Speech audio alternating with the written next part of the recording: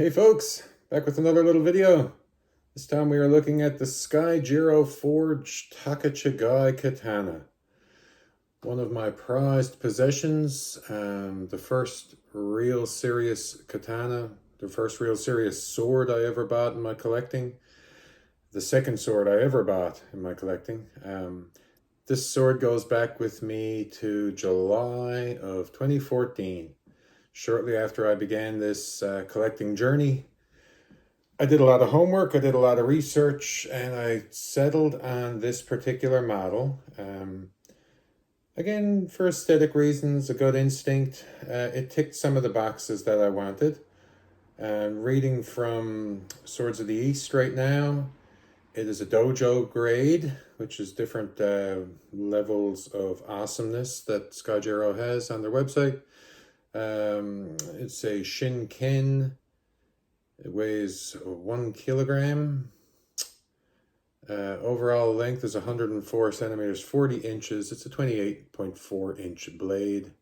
Ska is 10.6, sorry. It is Skyjiro Forge's 85% high carbon folded steel. Folded, I believe they say 3,600 layers. It had a hand mirror polish. Skyjiro Forge's bronze fittings. Kind of running out of steam here on the website, but that's about the gist of everything. The other thing that I would mention is after, I think, 3 years, I sent this back to Skyjiro Forge and had them reprofile the tip, take a chip out of the Manouchi, repolish the blade, fixed a crack in the ska, and fixed a loose knot that happened down here on the Skamaki knot.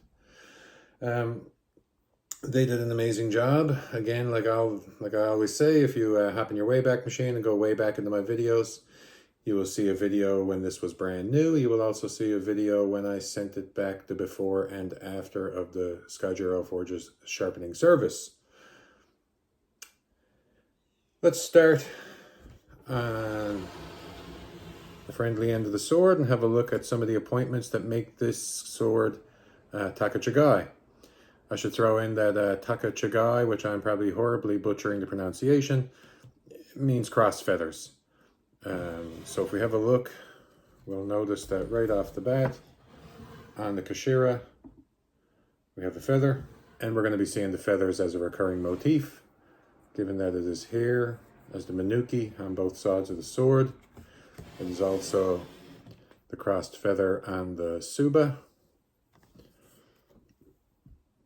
and as well on the show side of the Fuchi, which I might also add, it's on the Habaki as well. The crossed feathers is Skyjiro Forge's logo as well, so I kind of looked at this as being like their flagship model, although there are higher up the food chain than this. I was quite impressed with it. Speaking of being quite impressed with it, from the moment I first took it out for a few practice cuts to the cutting session that I just did, this is an amazing, amazing cutting sword. Let's pull it out of the saya. The saya, I should say, is a very high-end piece in its own right. The saya has buffalo horn end cap and kojiri and koiguchi, as well as the kurigata. Has some nice gold shitodome. It came with a very nice sageo knot, butterfly knot, like most swords do. I untied it and did a little iaito wrap on it. There's a video for that too, the untying of the sageo. Let's take it out and have a look at this thing. And here she is in all her 3,600 layers of folded steel goodness. This sword has a very nice hada.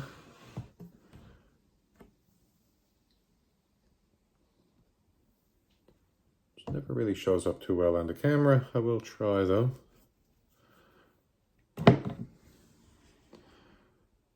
if you can see it well on the camera or not.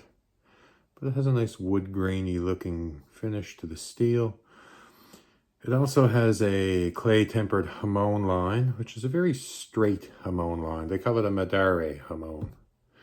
Apparently one of your more difficult hamons to pull off, though not quite as visually stunning as the more fancy hamons like you would see on the Hanwei Koka Ninja Toe.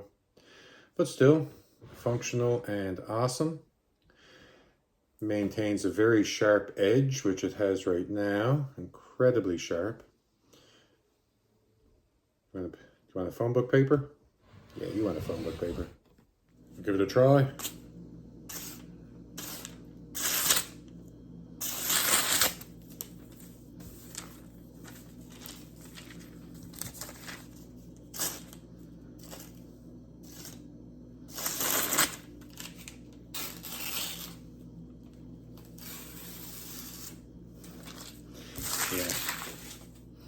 So yeah, she is and always has been screaming sharp.